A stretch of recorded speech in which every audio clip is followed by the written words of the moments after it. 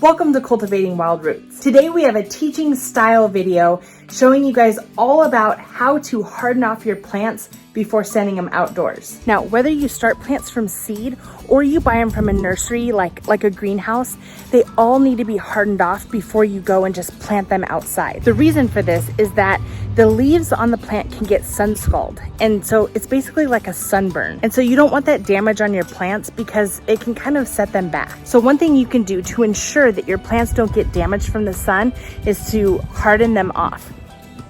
It also allows them some time to strengthen their stems when it's windy out. And if you live up in the north in Montana, you get wind, lots of it. Okay, so my house faces west. So how I like to harden them off is I put them out in the morning time, and so they're shaded from my house.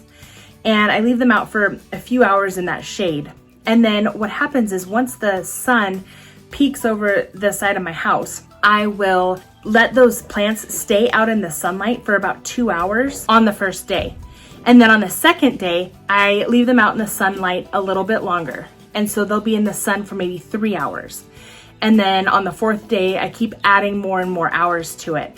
And this helps them to get acclimated to the sunlight, but also be in the wind and the breeze and learn how to, strengthen their stems to keep them upright. This is a really easy process. It's not really, it can be intimidating, I guess, but it's really easy. And as long as you think of like a new baby, you don't want them to get sunburned. So you keep them out gently a little bit more and more and more. All right, let's do a quick little tour of what we've got going on in the backyard. All of those potatoes that we planted in this raised metal ring are starting to sprout. So you can see a spot here, then you can see some bulges in the soil where it's starting to come up. We're already getting a strawberry flower coming in. We cleaned up this perennial bed early on in the spring, and as you can see, they are all coming in really nicely now. If you haven't heard of the Greenstock Garden Tower, I want you to take a look at this section of the video. The Greenstock is amazing. It has 30 wells on this big tower, and they have a patented watering system where you water at the top and each layer gets the exact amount of water that it needs.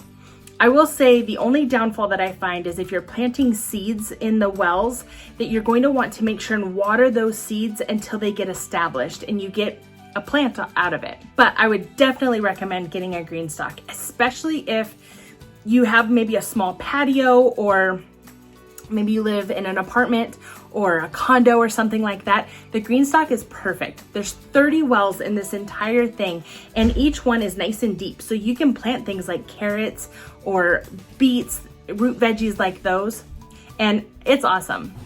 What I really like about the Greenstock is that everything is just really all in one spot, and the watering is a lot easier. So we're gonna put some carrots in here. The Greenstock is actually 12 inches deep on these wells, and so carrots can be grown in here. I'm sowing them a little bit thicker just because these seeds are a little on the older side, and I can just thin them down. On these bottom 3 wells here, I'm gonna plant beets, and I got these from Hudson Valley Seed Company. So with beets, it says to plant them 3/4 of an inch deep and space them 4 inches apart. So I think these wells are about 5 inches. So we're gonna put one closer to either end, and we should be able to still get a good size beet in there. Okay, so we're gonna go down 3/4 of an inch deep on either side.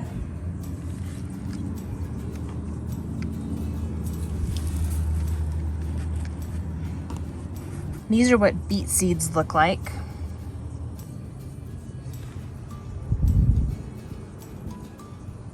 And then we'll cover those up, and we'll make sure to water them in really good. If you don't have a lot of room, say like a backyard or anything like that, the Greenstock is really the way to go. You have this huge tower with 30 wells in it, and there's plenty of room for growing longer veggies like carrots or something like that. And up here we have spinach. They're getting nice and big now. And I planted these a few months ago, Spinach does well if you plant it in the winter or in the like early spring. So there's bok choy there in that one, and also that one. I hope you're encouraged to harden off your plants, and also look at that green stalk because it is really worth it. I have salad type things in each of the wells, and so I could just walk to my front porch and grab a few of those things for dinner, and it is very handy. So thanks for hanging out with Cultivating Wild Roots today. Hope to see you next time. Check us out on Instagram. Bye. Bye.